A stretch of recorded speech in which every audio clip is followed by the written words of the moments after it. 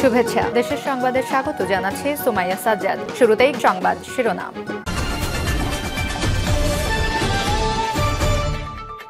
ভারত বাংলাদেশের বিরুদ্ধে আজগুবি অপপ্রচার করছে বলছেন রুহুল কবির রিজভী। এরপর জানিয়ে দেব শেখ হাসিনা শেখ রেহানা ব্যাংক হিসাব তলব। আরো জানিয়ে দেব জিয়াউর রহমান যখন স্বাধীনতা ঘোষণা দেন আমি পাশে বসেছিলাম বলছেন কর্নেল ওলি। এদিকে র্যাব বিলুপ্ত সুপারিশ বিএনপির। এবং সর্বশেষ জানিয়ে দেব ফেব্রুয়ারির মধ্যে ডাকসু নির্বাচনের পরিকল্পনা, বৈষম্য বিরোধী ছাত্র আন্দোলন ও ছাত্র শিবিরের সাই এত দ্রুত চায় না ছাত্র দল। শিরোনাম শুনলেন, এখন বিস্তারিত। তবে তার আগে ভিডিওটিতে একটি লাইক কমেন্ট শেয়ার করে সবাইকে দেখার সুযোগ করে দিতে বিশেষ অনুরোধ রইল।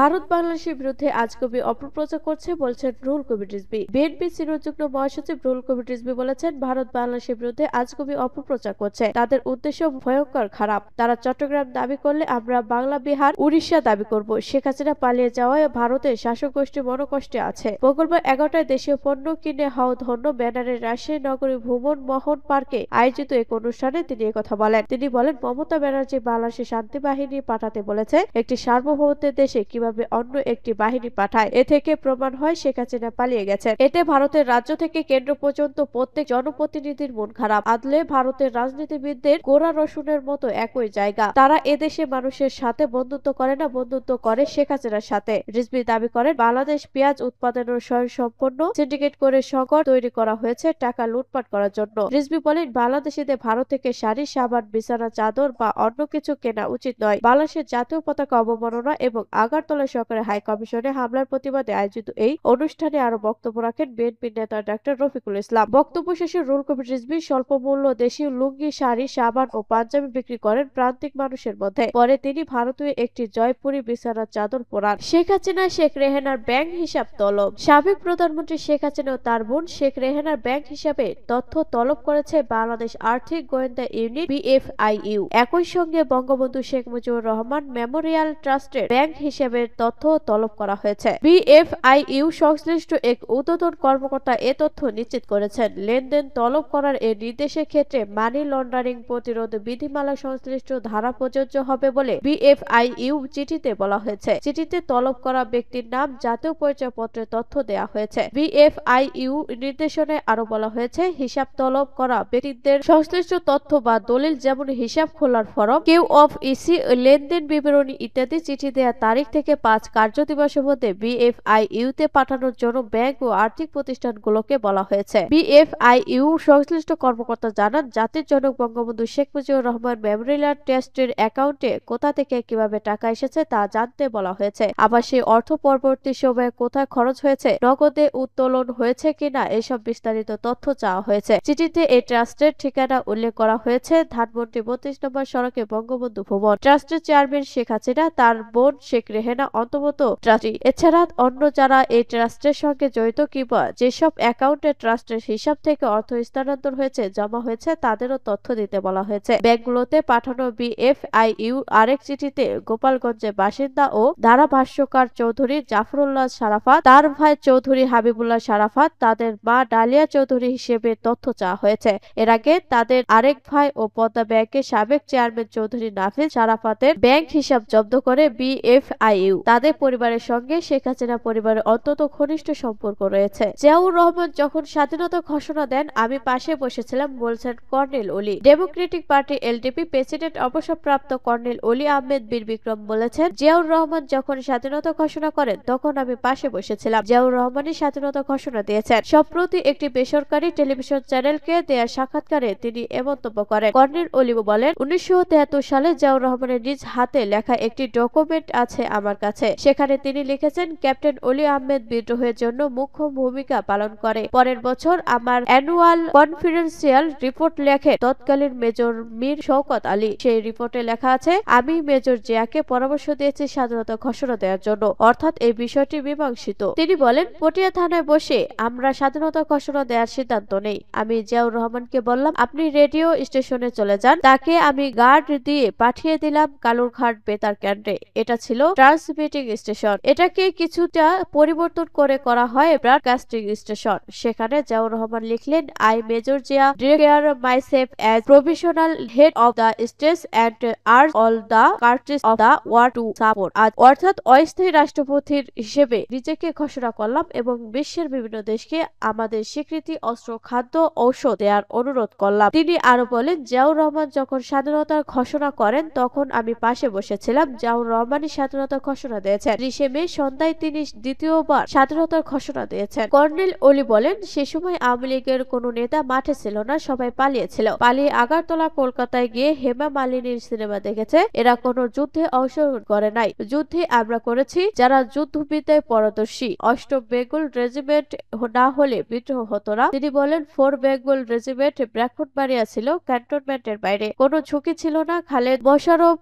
আগে থেকে জানতো আমরা বিদ্রোহ করব, তবুও তারা বিদ্রোহ করেছে। 29 তারিখ কি কারণে করলো? 1st বেঙ্গল রেজিমেন্ট 30 তারিখে বিদ্রোহ করলো, তাও করলো আংশিক মাত্র একটি কোম্পানি। জয়দেবপুরে ছিলেন শফিউল্লাহ, তিনি ছিলেন ঢাকার সবচেয়ে কাছে। ঢাকায় মারামারি শুরু হলো 25শে মার্চ রাতে। তাদের তো উচিত ছিল ঢাকায় এসে পাকিস্তানিদের আক্রমণ করা, কিন্তু তারা তা না করে বিদ্রোহ করেছে 30 তারিখ। সারা দেশে কোনো আওয়ামী লীগের নেতা যুদ্ধে অংশ নেননি উল্লেখ করে কর্নেল অলি বলেন, এক সময় আমাদের সাথে যোগ দেন ইঞ্জিনিয়ার মোশাররফ। তাকে দায়িত্ব দিয়েছিলাম আমাদের খাবারের ব্যবস্থা করতে। পরবর্তীতে তিনি 2টা খাদ্য গুদামের খাবার বিক্রি করে দিয়ে আগরতলা চলে যান। আমাদের সঙ্গে আওয়ামী লীগের কোন নেতা যুদ্ধে অংশ নেয়নি, ছাত্র জনতা যুদ্ধে অংশ নিয়েছিল। র্যাব বিলুপ্তির সুপারিশ বিএনপি। র্যাপিড অ্যাকশন প্যালেটিয়ান র্যাব বিলুপ্ত করতে সরকারের পুলিশ সংস্কার কমিশনের কাছে সুপারিশ করেছে বিএনপি। মঙ্গলবার 10 ডিসেম্বর রাজধানী গুলশানে বিএনপি চেয়ারপারসন কার্যালয়ে এক সংবাদ সম্মেলনে একথা জানান বিএনপির স্থায়ী কমিটির সদস্য ও বিএনপির গঠিত পুলিশ সংস্কার কমিটির প্রধান অবসরপ্রাপ্ত মেজর হাফিজ উদ্দিন আহমেদ। তিনি বলেন, র্যাব অসংখ্য হত্যাকাণ্ডের সাথে জড়িত, তাই আমরা অন্তর্বর্তী সরকার গঠিত পুলিশ সংস্কার কমিশনের কাছে র্যাব বিলুপ্ত করার সুপারিশ করেছে। তিনি বলেন, পুলিশের সাংগঠনিক কাঠামোতে ঢাকার র্যাব ইতোমধ্যে দেশে এবং বিদেশে ব্যাপকভাবে নিন্দিত ও সমালোচিত হয়েছে।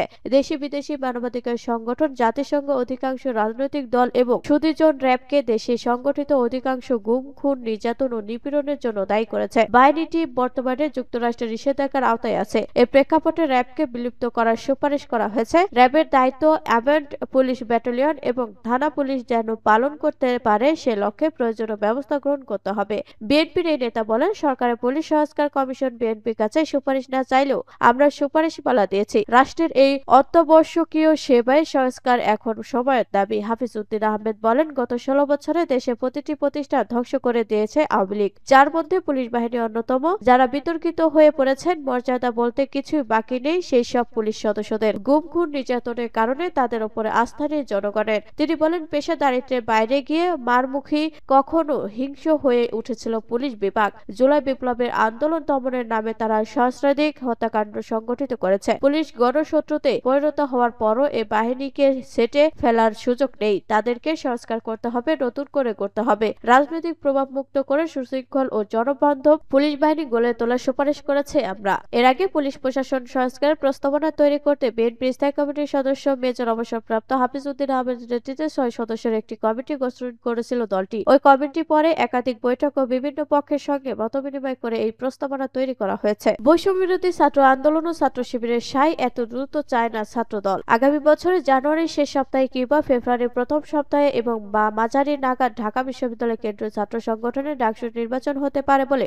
জানিয়েছেন বিশ্ববিদ্যালয় প্রশাসন। তবে এ নিয়ে ভিন্ন ভিন্ন প্রতিক্রিয়া জানিয়েছে ক্রিয়াশীল ছাত্র সংগঠনগুলো। বৈষম্য বিরোধী ছাত্র আন্দোলন ও বাংলাদেশ ইসলামী ছাত্র শিবির বলছে, এ সময় নির্বাচন তাদের আপত্তি নেই। ডাকসুর সেসব সংস্কার প্রয়োজন যেগুলো এই সময়ের মধ্যে করা সম্ভব। অন্যদিকে বাংলাদেশ জাতীয়তাবাদী ছাত্র দলের অভিমত উদ্দেশ্য প্রণোদিত হয়ে তাড়াহুড়া করে নির্বাচন করতে চাচ্ছে বিশ্ববিদ্যালয় প্রশাসন। দীর্ঘ 28 বছর পর ডাকসুর সর্বশেষ নির্বাচন অনুষ্ঠিত হয়েছিল 2019 সালের মার্চ মাসে। ওই সংসদের মেয়াদ শেষ হয় 2020 সালে মার্চে। এরপর দীর্ঘ 4 বছর ধরে বন্ধ রয়েছে নির্বাচন। বিভিন্ন সময় শিক্ষার্থীরা নির্বাচনের দাবি জানালেও বিশ্ববিদ্যালয় প্রশাসনকে কোনো উদ্যোগ নিতে দেখা যায়নি। 5ই আগস্ট ছাত্র জনতার অভ্যুত্থানের পর নতুন করে আবার ছাত্র সংসদ নির্বাচনের দাবি ওঠে। এরই মধ্যে গত রোববার ঢাকা বিশ্ববিদ্যালয়ের প্রক্টর সাইফুদ্দিন আহমেদ জানান, জানুয়ারির শেষে বা ফেব্রুয়ারির ডাকসু নির্বাচন হতে পারে। নির্বাচন নিয়ে বৈষম্য বিরোধী ছাত্র আন্দোলনের পক্ষ থেকে বলা হচ্ছে, যেহেতু ডাকসু নিয়ে শিক্ষার্থীদের মধ্যে আগ্রহ তৈরি হয়েছে, তাই জানুয়ারি বা ফেব্রুয়ারির দিকে নির্বাচন চায় তারা। বৈষম্য বিরোধী ছাত্র আন্দোলনের নির্বাহী কমিটির সদস্য আবু বকর মজুমদার বলেন, দীর্ঘদিন ডাকসুর নির্বাচিত প্রতিনিধি নেই। জুলাই গণ অভ্যুত্থানের মধ্য দিয়ে এখন শিক্ষার্থীদের মধ্যে